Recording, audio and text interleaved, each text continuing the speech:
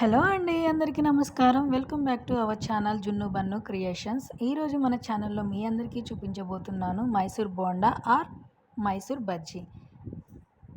దీనిని కొందరు మైసూర్ బోండా అంటారు, కొందరు మైసూర్ బజ్జీ అంటారు. కాబట్టి ఇంకేమాత్రం ఆలస్యం చేయకుండా మన రెసిపీని స్టార్ట్ చేద్దాం.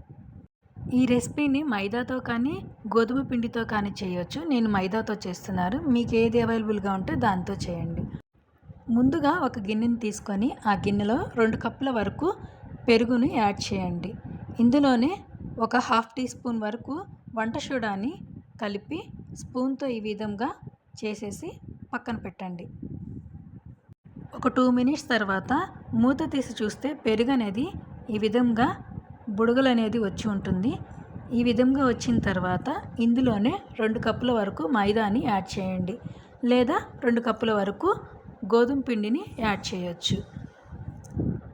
తర్వాత 2 టేబుల్ స్పూన్ల బియ్యం పిండిని కూడా యాడ్ చేయండి.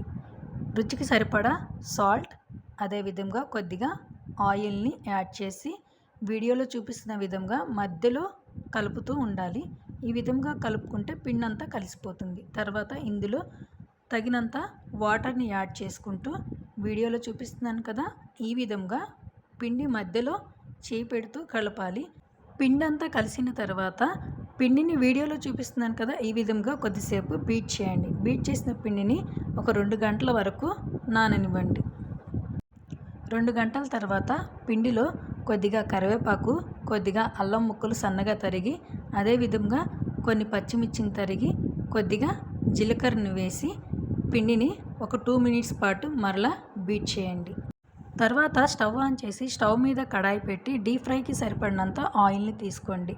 ఆయిల్ బాగా హీట్ అయిన తర్వాత మంటని మీడియం ఫ్లేమ్లోనే ఉంచి ఈ విధంగా బోండాల మాదిరిగా వేసుకోండి.